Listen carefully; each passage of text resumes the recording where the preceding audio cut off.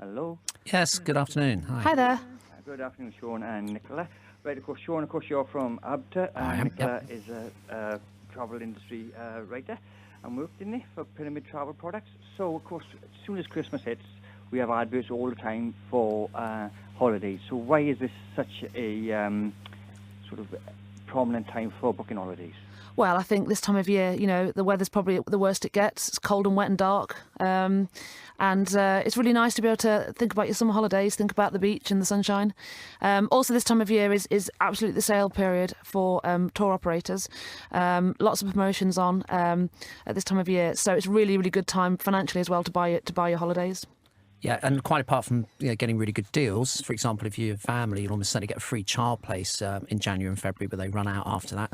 It's also, you get the widest choice if you think about it. If you leave it till June or July to book your summer holiday, you can, your choice is restricted to what is left. Whereas if you book it now, there's a very wide availability. So those two reasons. And also, if you do book it now, you don't have to pay until a couple of months before you go. You don't have to pay a deposit now. So, that's important if you're paying for your Christmas bills. So, but it's incredibly busy. About a third of summer holidays are sold in the next few weeks.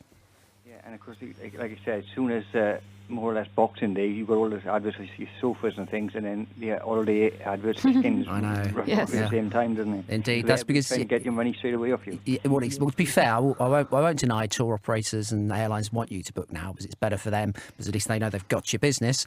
But because of that, that's when they give out their best deals, though, to encourage you to do it. So it works both ways. Good for them, but it's good for you as well. Yeah, and of course they can plan exactly in spot future on. more, You got can't it. they? Yeah, and the deposits are fairly low. So, as Sean said, you're not going to have to pay the balance for quite a few months. So when you do go on holidays, what's the most common mistakes? I know we've had some about sunburn, and we don't get many sunburn people come to holidays in Wales, to be honest. And mosquitoes as well. So, in your area, nearly half the people researched actually have been bitten by insects or mosquitoes while abroad. And people can have different reactions to them. Some people are hardly affected. Others have really bad, large welts and swellings that they get from the bites. So it can make your holiday really, really miserable. So it's really important that you prepare for that and take the right insect repellent with you. I remember once my uncle fell asleep on the beach, and he didn't burn anywhere else but the bottoms of his toes, the bottoms of his feet, and he just couldn't walk for the rest of the holiday. It's horrible, isn't it? I think we, a lot of people when they're going abroad, we don't see the sun very often, do we? So people tend to think, oh, great weather, and they just hit the beach as soon as they leave the hotel and stay there all day, and just take your time, really. You don't need to get your tan in a day. If you're going to be there for a week or so, you've got plenty of time. So high factor sun cream, and avoid the sun at the when it's most hot at midday. That's what all the local people do. They do that for a reason. It's not very pleasant. And if you do get a sunburnt, you'll get no suntan at all, because the last place you want to be is in blazing sunshine if you have sunburn. And also in terms of insect repellent, I mean, there are so many places around the world where if you get bitten, quite apart from, as Nicola was saying, can get infected and be very unpleasant. I mean, you can get some pretty serious diseases as well. So it's very important that you take plenty of insect repellent in countries where that's an issue. And another one, with the British, is probably prevalent, is because of the food poisoning.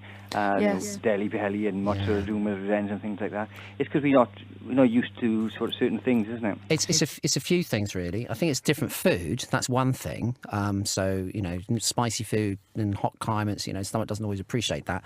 But also sometimes health and safety standards aren't as good as ours. So I mean, it's okay if you're staying in a hotel booked through a travel company, they'll check that out. But if you're travelling independently or just going to a local restaurant, we advise never ever have ice in your drinks, because that ice is almost certainly made with tap water, which might be not up to scratch really. Yeah. And avoid salads as well, because they're washed in tap water. So that's where we see problems. So do those sensible precautions. So. Yeah, it's usually comes from actually the quality of the water. We're very, very lucky in the UK that we've got very, very clean mains water. That's not always the case when you go on holiday. We would recommend, no ice. Make sure if you're buying drinks, drink out of sealed bottles. Fizzy drinks, Coke, cola, that kind of thing is probably the best thing to go for, because that's been done properly. And also, lots of people these days do use hand gels, hand sanitizers. Not really needed in the UK, but on holiday I would recommend carrying one in your bag and putting it on regularly, just to make sure that you're not harbouring bacteria on your hands. I think with ice as well, it's sort of a catch-22, because you're in such a Yeah, it's really nice. It's climate cold you're and not used to. lovely. Yeah, And indeed. But if you go for, a bottled drink out of the fridge, Yeah, that's it's fine. nice and cold, you don't have to yeah. worry about it, do you? But just seriously keep away from the ice. That can cause pretty serious problems, yeah.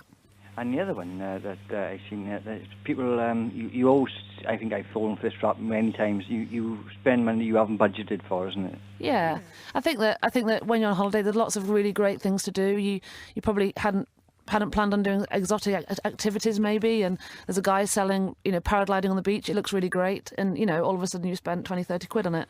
So at the end of the day, holidays are for enjoying yourselves, but I think the main thing is, before you go, try and be more realistic about what you're going to need to spend, and budget for that. Yeah, that's spot on. I think the other issue we see, people really, really shop around, don't they, when they book the holiday, £10 cheaper, or we'll book it there, but they don't put anywhere near the same amount of effort into thinking about what they're going to spend when they get there. Because many countries are more expensive than others. So if you do a bit of research, it will give you details of what a day-to-day expenses are like, how much a bottle of Coke costs, etc., those kind of things.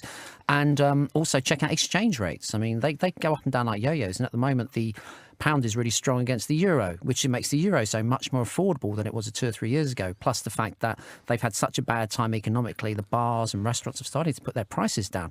So that makes it much more cheap than it used to be. Whereas, let's say, another destination might be more expensive. So you might have exactly the same amount of money, but in one country you're fine, and the other one you run out. Also, if you go long haul, the flight might cost you more money. But in most cases, those destinations are much cheaper when you get cheap, there. yeah. Like, South Africa, Nicola was talking with me about earlier, which is a beautiful country, and it's ridiculously cheap once you're there. Even if you have to pay £650 for the flight, you'll spend very little once you arrive. So those kind of things, just think about that, and then you're less likely to run out of money. And also, one very last thing I'll say on that: if you're a family, and we're seeing this is more and more the case, people are taking all-inclusive holidays. Particularly popular with families, because then you don't have to worry about running out of money halfway through or saying to your kids, sorry, you can't have that ice cream because you're worried about your Got ice cream on finances. tap, basically. Exactly. And of course, with the sort of ice cream and soft drinks, in some countries they can be astronomical prices if you're in the wrong place, isn't it? Absolutely, yeah. We saw a case of an ice cream in Rome last year, which was, are you ready for this? £45 for this ice cream. What did it have in it? It was the largest ice cream I've ever seen, but the person concerned was not very happy when they were presented with the bill. So that was unusual, to be fair. But you're right, yeah, they can be very expensive, particularly in tourist areas. You're quite right. Yeah, I remember my uncle of mine went to Monaco when the Grand Prix was on, and he paid something ridiculous, like £80 for 2 coffees. So you've got to be very that's Monaco for you. Yeah, indeed. Yeah. So, what's your top tips for an holiday you're going for this year, and where would we go for more information? Okay, so 2 top tips really. Do your research before you go. Look at the destination you're going to, and be prepared. So look at the climate, look at what the temperature is likely to be, the sun, and also look at any specific diseases that you need to be aware of, particularly mosquito-borne diseases, which can have really serious side effects. Secondly, buy your products before you go. So buy your sun cream, your insect repellent, your hand sanitizer gel before you get to the airport. Not all products are suitable for the whole family. Some can only be used on children, say, over 12 years old. So it's really important that you make sure you've got the right products there that you can use on your children. You can go to our website, pyramidtravelproducts.co.uk. There you can look to get detailed information by country, get the list of products that you need, foreign and Commonwealth advice, and also NHS health data as well on your vaccinations and that kind of thing. And from up to say a couple of things, really, 2 very basic but very important things. First of all, check your passport and the rest of your family's passports when you book the holiday. Don't wait until a day before you travel and suddenly realise that you or your children's passports have expired or are about to expire. And in a lot of countries, you need up to 6 months validity left on the end of the passport anyway. So do that when you book it. That means you can get it sorted out, weeks in advance, because the passport office will add on up to 9 months unused validity from your old passport onto your new one. So you don't have to wait for it to run out. So you don't have that worry, and it's cheaper. So definitely do that. And secondly, never travel abroad without travel insurance. 1 in 5 people still do that. Because of a number of different reasons. One of them mainly, they think the Foreign Office will pay their bills if they fall ill. They won't. And because we see every year situations where people get into terrible problems because they're not insured, and I know often having to sell their house to pay those bills. So, take an annual policy if somebody travels quite a lot. They're only about £60 now. And if you do have any difficulty, the insurance company will pay the bills and fly you home at their expense if that's what you need to do. If you go to ABTA.com, it's got a whole range of advice on there, lots of different travel issues, and also useful websites you can go to for more information as well. That's great. Because I remember I used to work in a post office, and everybody used to think that E111 was worth... Would cover you for everything. No, it doesn't. I know they still do, unfortunately. It's the European Health Insurance Card. They still think it's going to do it, and it won't. It's good, but it's not travel insurance. That's great. Well, thanks for talking to me, Nicola, and Sean. You too. I'm going to play a song now, and thanks for joining.